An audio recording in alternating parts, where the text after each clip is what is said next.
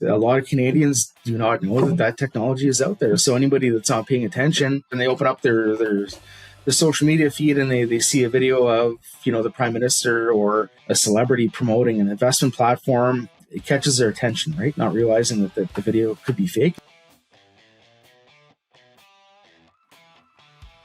All right, and joining me now, part of the Canadian Anti-Fraud Centre, spokesperson for the RCMP, Jeff Horncastle. Did I give that designation correctly?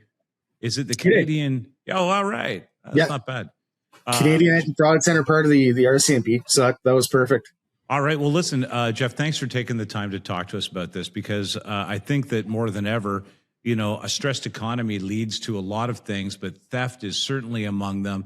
There's technology happening all the time that is getting the bad guys closer to us, our privacy, and in a lot of cases, our money.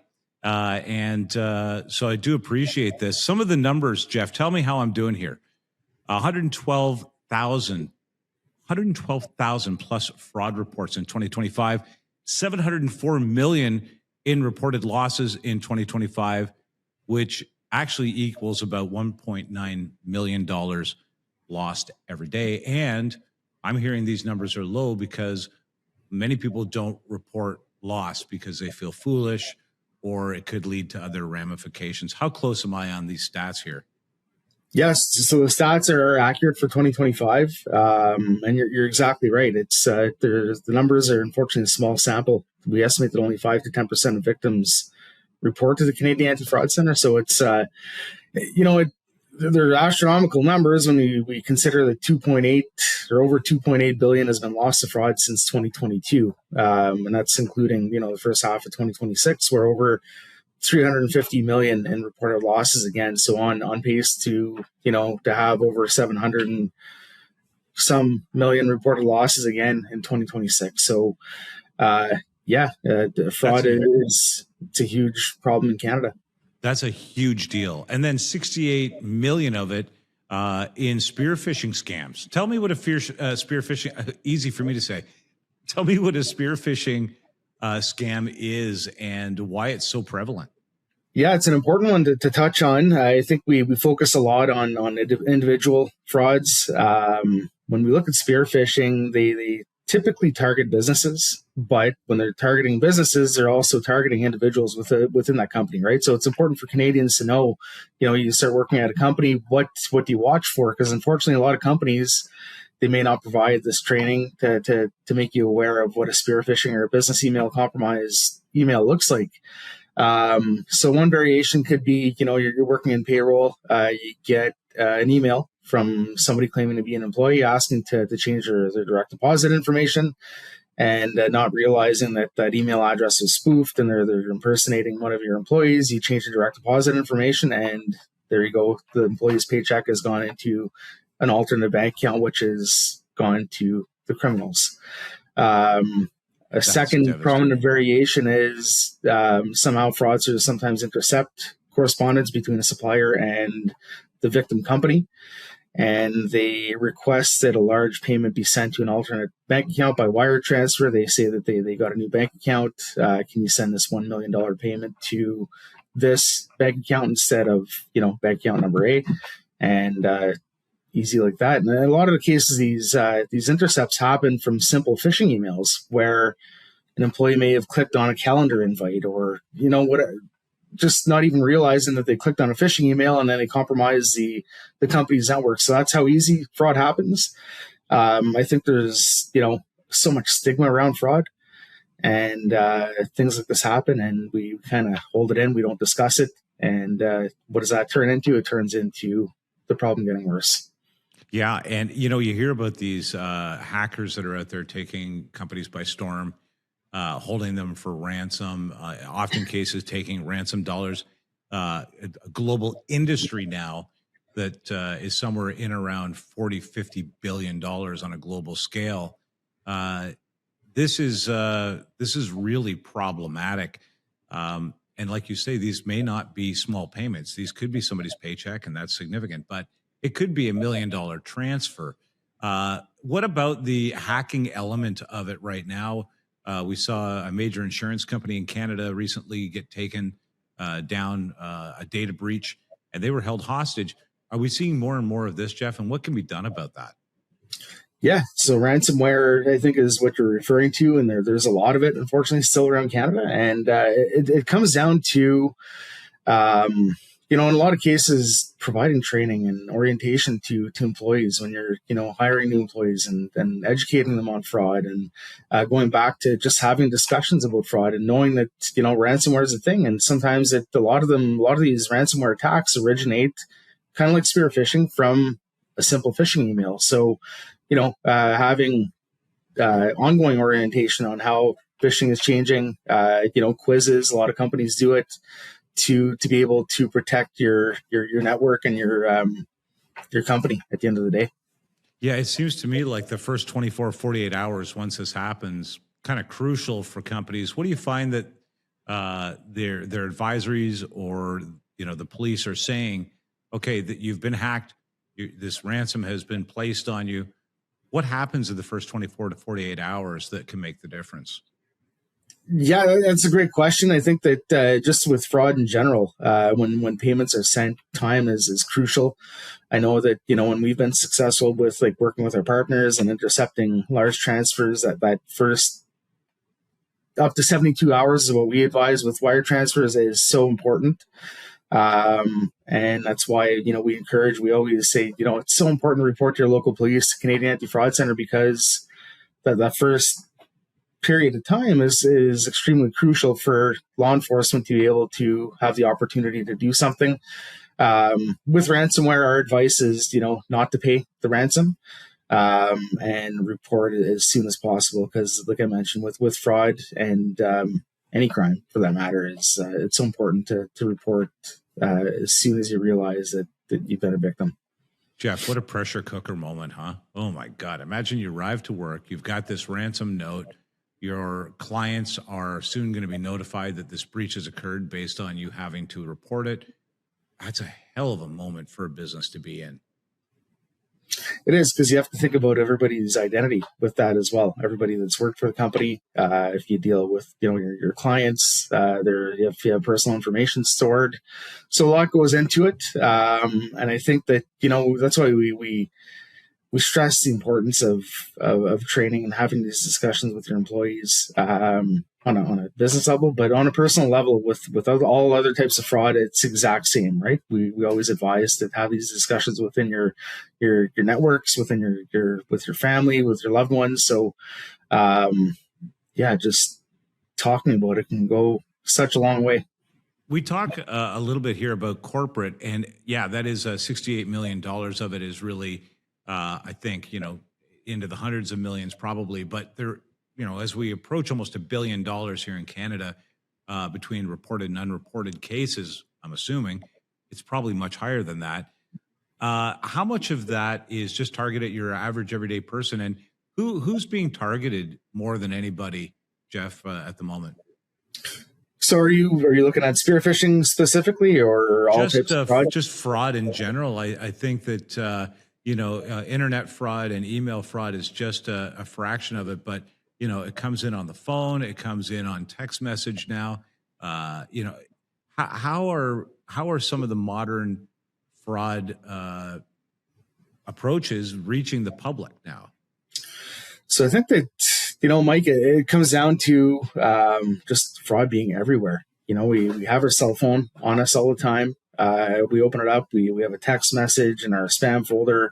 We have emails. We have, you open up your Facebook feed or your social media feed, and it just fraud is everywhere. Whether it's through advertisements, even through an online, you're doing a search online, and the first 5 to 10 results in a lot of cases are fraudulent websites. So it's just knowing, unfortunately, that like I said, fraud is everywhere, and knowing what to watch for. Technology is changing. It's not like fraud was 20 years ago, where it was all fraud was coming in through our landline or through the mail. It's changed so much now that we you don't want to be paranoid, but you have to know the fraudsters want you to react very quickly, right? They want you to click very quickly. They want you to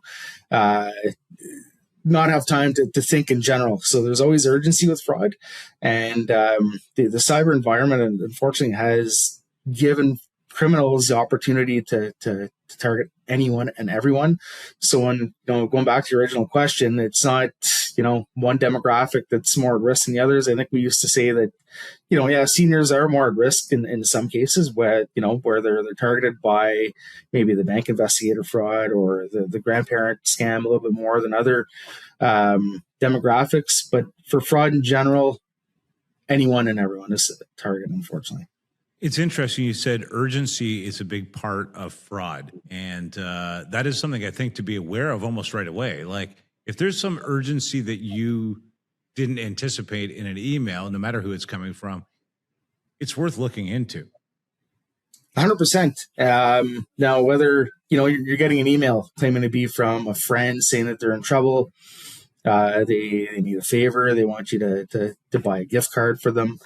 Or, you see an advertisement on social media saying that if you don't make this purchase today, you're going to miss out on the opportunity to save 75% on this, this drill or whatever.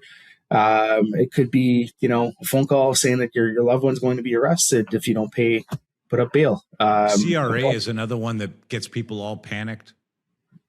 It is. And it's, going back 10 years ago, there were phone calls saying that if you didn't pay your overdue taxes, you were going to be arrested. That has kind of evolved now into the CRA. Those calls still exist to different variations where they claim to be Service Canada or CBSA in a lot of cases. But now they're phishing emails saying that, you're entitled to a benefit or you owe an amount, click here. Or, the CRA is still impersonated very much. But different ways from what we're seeing. They've found different methods to reach you. By the way, CRA is likely not going to email you. You'll likely receive something if they need you officially through the mail, as I understand it. That's kind of a tip right there, I think. What other tips do you think we can offer in that regard to the general public when it comes to email, text message? Like how do people, what's a good identifier that you might be getting phished? You know what? I mean, it's hard to generalize, like put everything in one. But I think that, our advice here is, whether you're getting an email, a phone call claiming to be the government, the CRA, Service Canada, you never have a way of confirming who that communication is coming from. Whether you're getting a text message, like I said, an email, phone call, there's caller ID spoofing now. So even if that, the official CRA phone number is showing up on your call display, you have no way of confirming if that's actually the CRA or not. So we always advise. I get calls from my own phone number now. Exactly. So the fraudsters, criminals have the ability to make any phone number show up on your call display. So I think that's one really important thing to remember. And so many Canadians aren't aware that that's possible, right? So they naturally see a phone number come up on their call display. They open up Google, they do a search, and they say, oh, it's a CRA number. It must be the CRA calling me. You have to remember that technology is out there. And the only way to make sure that you're speaking with the CRA in this example is to make the outgoing phone call to the official phone number that you find by doing your own research. Jeff, this might be crazy questioning now, but these are the things that pop into my mind, and probably other people too. So is most of this fraud taking place from within Canada, let's say, within the origin country of the place being scammed, or are they often from foreign entities into Canada? It's a great question. From what we understand or from what we've seen, a lot of fraud is coming from overseas. So it's a crime that it's a borderless crime, and the cyber environment has blown that up substantially. With that being said, there is a lot of fraud from within Canada. We see arrests, almost weekly or a few times per week around Canada where Canadians are facilitating fraud. They're involved in criminal groups, organized crime. So to answer your question, some is from within Canada, but a lot of it comes from overseas, from other countries. Things like mortgage fraud, financial fraud, white collar fraud. Is that on the rise now because technology, AI, and I'll ask you more about AI in a minute, AI and all of that is enabling that white collar element of crime that is fraudulent at the high level of money. Is that become a bigger problem in this modern era? Absolutely. So we, unfortunately, I don't have the number on mortgage fraud, but it's something that's discussed a lot, and there are different variations of mortgage fraud, and just like the white collar fraud, like the tools are out there now for anybody to be able to utilize to their advantage. So from graphic design to writing emails professionally, somebody that may not have excellent vocabulary, or somebody that didn't know how to type well before AI was available. Well, that's not the case anymore, because it's right there. And they can even actually tailor it to the kind of email. Here's what I've understood recently is that they can take a look at emails and texts and posts and really tailor the way that you speak so that they can represent you or speak more directly to you in a language that you'll receive. It's terrifying. How else is AI kind of contributing, do you think? So I think that, automatically, obviously, when we think of fraud and AI, we think of deepfakes right away. I think there's been so much in the news and, just circulating about deepfakes. And I think that that's one main way that it is being utilized. So wait till you see the thumbnail for this video. If you want to see deepfake, you'll see. But yeah, no, I can see. I mean, just in our everyday life for the use of good, we are able to apply deep fakes pretty efficiently. Yeah. And you know what, though? It's the fact that a lot of Canadians do not know that technology is out there. So anybody that's not paying attention to fraud, or, why, if it doesn't fit their lifestyle to pay attention to what technology is out there, and they open up their social media feed and they see a video of, the Prime Minister or a celebrity promoting an investment platform, it catches their attention, right? Not realizing that the video could be fake. And to be honest, Mike, these videos, you watch them now, there's no way that you can, in a lot of cases, that you can, I wouldn't be able to tell sometimes, Here's one indicator. I don't think Elon Musk has the time to shoot as many commercials for financial and gold as I see in my feed. It's incredible. But you're right. I don't know that I would be able to tell the real Elon Musk from the Elon Musk in person. I might even be suspicious of the guy in person. So yeah, it's very difficult to manage that. I'm positive. Yeah, it's certainly for certain age groups. Technology first came out, you could kind of catch the choppiness or irregularities. It's not, the technology has evolved so quickly that it's not necessarily the case anymore. So all this to say is that, you see a video, you think it's a little strange, do your research, consider the video fake until you can prove it's real type deal. And to go a little further, AI is being utilized, like we said, to communicate with victims. So fraud is coming from another country where English may not be their first language. They have the ability to write perfect emails now, phishing emails. They can analyze large sets of data. So they may have information about you before they call you. We hear it all the time, right? Well, they had my name and my the name of my bank and my address and my phone number. Well, you know what? If you were part of a breach in the past, and the fact of the matter is that information could be available in the dark web, and AI can facilitate analyzing large sets of data, like I said, and that information can be used to try to fraud you again. So a few examples of how AI can be utilized. At the end of the day, our tips don't change to protect yourself.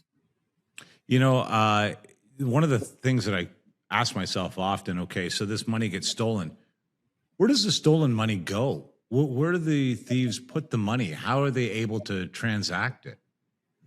Yeah, it's a great question. I think there's so many different ways how the fraudsters can transfer funds, but we're seeing cryptocurrency was the number one payment method used by criminals in 2025, and it was the second year where it had surpassed wire transfers. So before 2024, it was always wire transfers that had the highest amount of losses associated to. The last couple of years has been cryptocurrency, and it continues to evolve because of the difficulty that that law enforcement has to trace crypto. So we've seen that, it goes through a bunch of different wallets before getting into the hands of the fraudsters, and it makes it difficult for law enforcement to trace, unfortunately.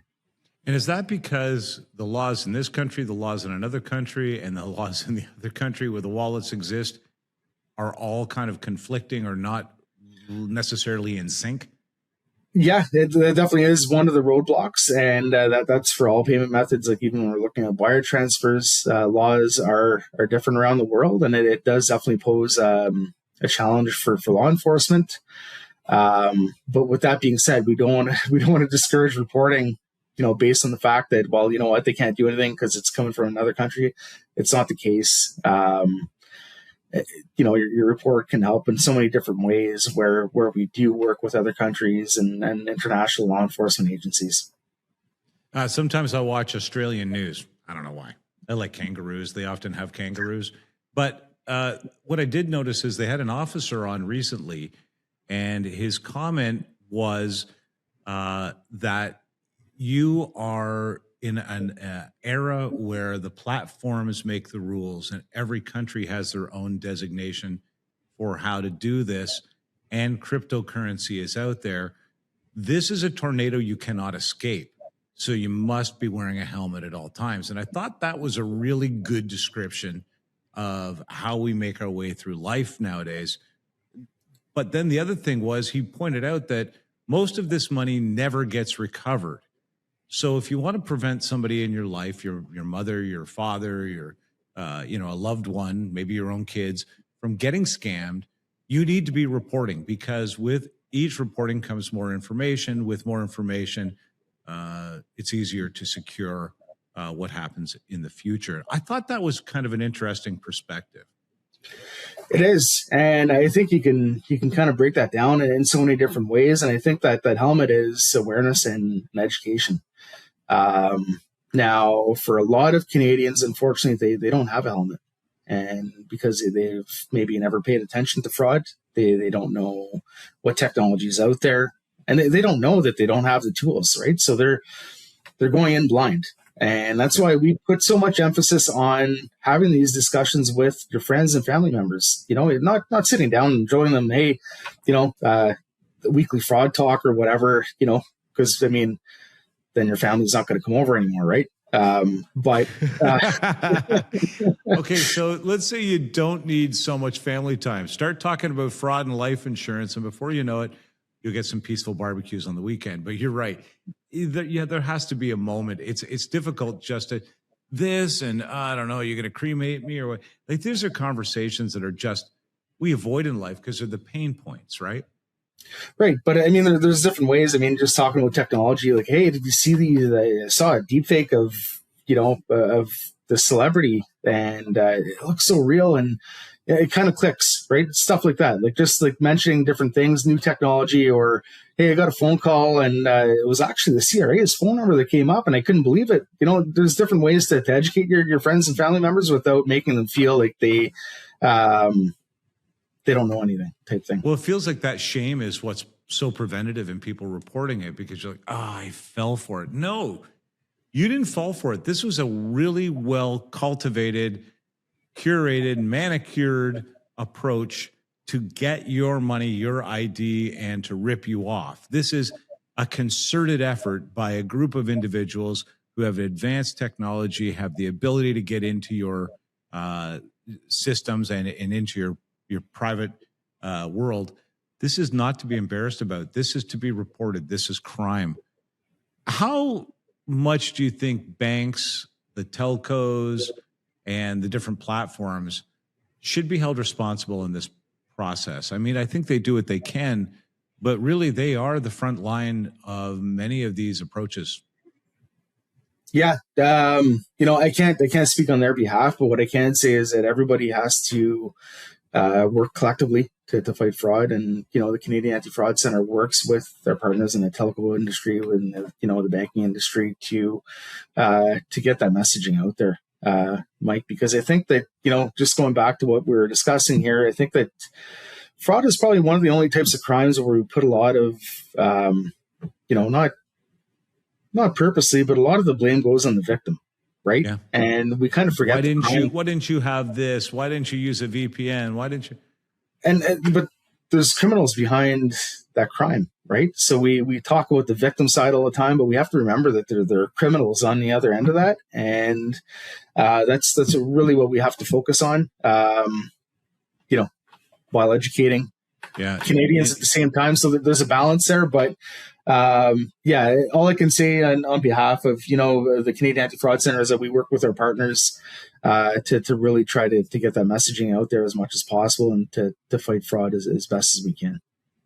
And I don't want to put you on the spot here, Jeff. You can even just say Mike. But any recent fraud examples come to mind that were so outstanding or so crazy or so noteworthy? You think that it might be worth sharing with us just to kind of put a perspective on this? Yeah, there's so much going on right now, but I think a few recent notable alerts that we've published, emails impersonating the commissioner of the RCMP, and RCMP with extortion letters saying that the person is being charged with a serious offense, and if they don't respond to the email right away, that they risk being arrested. So going back to that urgency, right, with extortion, recovery frauds are big, huge. So anybody, and like you touched on at the beginning, investment fraud is massive. It accounts for roughly 50% of reported losses to the Canadian Anti-Fraud Center. And normally victims of investment fraud and other types of fraud, but a lot of investment fraud are targeted a second time after a month or two, promising to get their money back. And in a lot of cases, it could be the same group of criminals that were responsible for the investment fraud, or they sold the victim's information to another group of criminals. And naturally, if they have all the information on the transactions, which convinces the victim that it could be real and, this company could help them, right? So the victim has nothing to lose. They've tried everything. They've reported to police. They've reported to the Canadian Anti-Fraud Center, and they think they've lost all their money. And this is their last opportunity to try to get their money back. So unfortunately, recovery fraudsters ask for payments down the road again to support the investigation. They promise that they're going to pay the victim back. And within, another month or two, they're victimized a second time.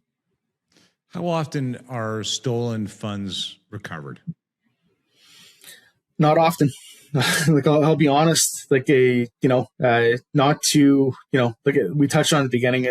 The unfortunate part is when victims, in a lot of cases with a lot of types of fraud, victims only realize that they've been victimized when it's too late. So they report, but unfortunately, in a lot of cases, nothing can be done.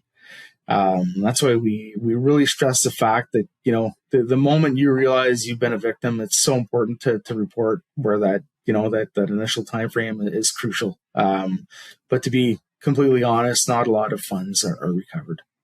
How does the Canadian Anti-Fraud Center fit into this? What do you guys offer that can be helpful, corporate and personal, to keep people in the loop here? Yeah. So first of all, when you're reporting something, it could be something new that we have to share with Canadians for awareness and prevention education, right? So a new variation of phishing, we have the ability to share with all of our partners across the country. We have a disruption program where we work with companies to disrupt the tools that fraudsters are using to communicate with victims. So we can, disrupt phone numbers, websites, email addresses. I know that, Mike, you and I know that it's so easy. My number gets shut down. I can open up another number within a minute or two. But it does help in a sense where, if a second victim is in current communication with the fraudsters through that phone number that the first victim reported, and it gets disrupted, then you save that second victim because it kind of gives that red flag, right? So same thing with a website. So in that sense, it does help. And like I said, we do a lot of disruption with our partners. And on top of that, we have the ability to link information together from across the country. So victim of spear phishing in BC, another in Quebec, and a third in Halifax. Let's say we have the ability to link the information together and support investigations or any ongoing investigations across the world. I will tell you this, Jeff, your work is more important than ever, becoming more so every day, certainly on the theft front, the fraud front. I think you are the front line. And so to get a few minutes to chat with you about this is pretty important, I think, to all Canadians.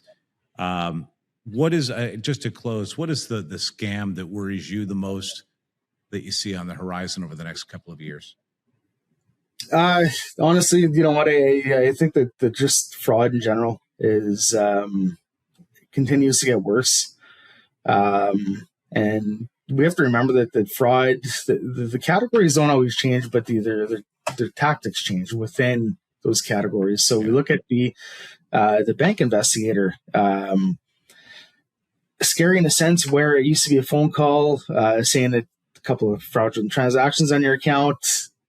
Kind of easy to detect, but now fraudsters are calling with some of your personal information, some of your transaction history, because you may have been part of a breach, or who knows where they got the information, right? In a lot of cases, we don't know for sure. But all this to say is that fraudsters with technology have the ability to use some of your personal information. Fraud has evolved in a lot of different ways, and I think that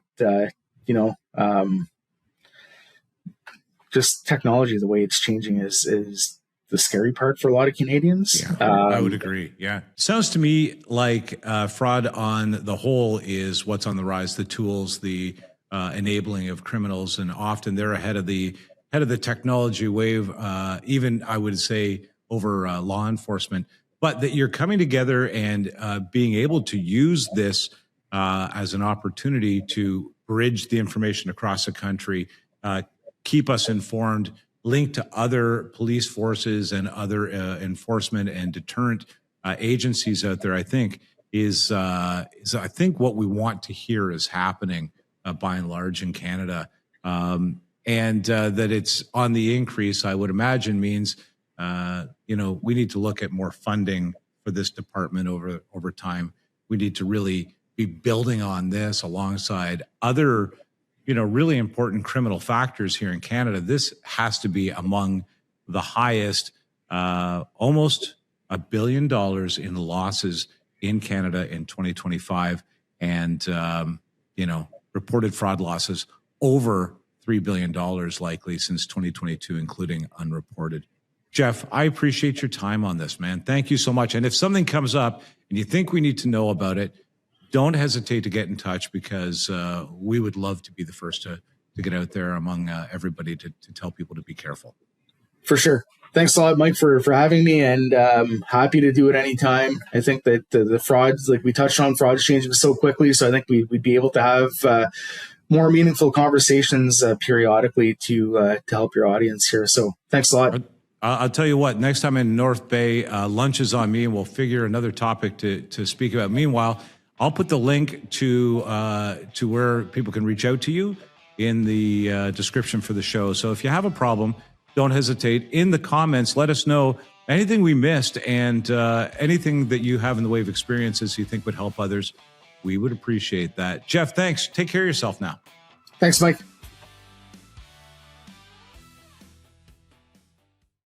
Looking for reliable and convenient personal safety products? Less Lethal has you covered. As Canada's only authorized Byrna distributor, we provide a range of products for recreation, protection, and security. Explore our Byrna launcher lineup, including the LE, SD, TCR, and Mission 4, designed for different levels of performance and protection needs. We also offer the Banshee personal safety alarm, designed to protect children, women, and vulnerable individuals. Because your safety is our top priority. Shop now at lesslethal.ca.